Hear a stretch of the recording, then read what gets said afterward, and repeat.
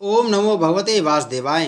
नमस्कार दोस्तों, स्वागत है आप सभी का हमारे चैनल भक्ति ज्ञान में। दोस्तों, आज मैं आपको कार्तिक मास महात्म के 34वें अध्याय की कथा सुना रहा हूँ। सूर्य जी कहते हैं कि उद्यापन करने की शक्ति ना हो तो ब्राह्मणों को भोजन करावे।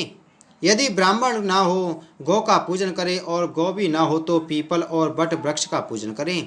तब ऋषि पूछने लगे कि महाराज, सब वृक्षों में पीपल और बट को ही श्रेष्ठ क्यों माना है? वृक्ष तो सब समान ही हैं। सूर्य जी बोले कि पीपल विष्णु का रूप है, बट शिव का और पलाश ब्रह्मा रूप है, इसलिए उनका दर्शन और स्पर्श सब पापों का नाश करने वाला है।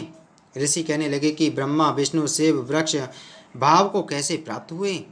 तब सूर्य जी कहने लगे कि एक समय श्री महादेव जी और पार्वती जी एकांत में विराजमान थे।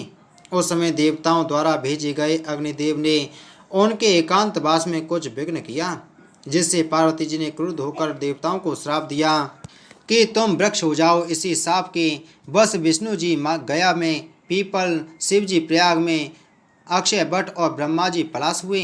तब ऋषि पूछने लगे कि रविवार को पीपल का स्पर्श नहीं होता, शनिवार को अवश्य होता है, इसका क्या कारण है? सूर्य जी कहने लगे कि समुद्र मंथन के समय जब 14 रत्न समुद्र से में उत्पन्न हुए तो उनमें से कौस्तुभ मणि ले लक्ष्मी जी ने भगवान विष्णु से कहा कि भगवान, मेरी एक बड़ी बहन दरिद्रता है, ज्येष्ठा के रहते हुए आप मेरे साथ कैसे विवाह करते हो? तब विष्णु ने लक्ष्मी के वचन सुनकर दरिद्रता को उद्दालक मुनि को दिया। दरिद्रा का बड़ा मुख, काला रंग, लाल नेत्र, बिखरे बाल थे। मुनि भगवान की आज्ञानुसार विवाह करके आश्रम में आए।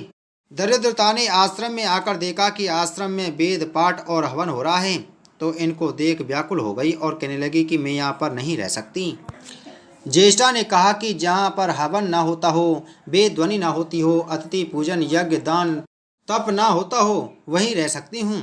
नीति धर्म प्रिय वचन, देवता और गुरु का पूजन जहाँ होगा वहाँ नहीं रहूँगी। जहाँ चोरी जारी होती होगी तथा सज्जन और ब्राह्मणों का अपमान एवं कठोर वचन बोलने वाले होंगे, वहाँ रहूँगी। ऐसे वचन सुनकर उद्दालक ऋषि अत्यंत व्याकुल होकर कहने लगे कि अच्छा, जाता हूँ, और जब तक ना लौटूं तुम यहाँ पीपल के वृक्ष पर रहो।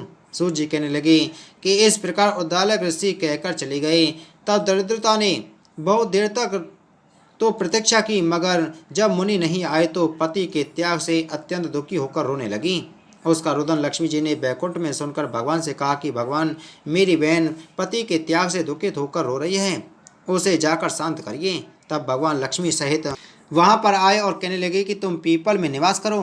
पीपल हमारा ही अंश है। जो कोई वर्ष भर एक तथा कार्तिक शुक्ल पूर्णमासी को पीपल ज्येष्ठा का पूजन करेगा, उसके यहाँ लक्ष्मी का वास होगा। जो शनिवार को तुम्हारा पूजन करेगा, उसको सूत लपेटेगा, उसके सब मनोवांछित कार्य सिद्ध होंगे। परंतु दूसरे रविवार के दिन जो पीपल का स्पर्श करेगा वह दरिद्री हो जाएगा। ऐसा कहकर भगवान अंतर ध्यान हो गए।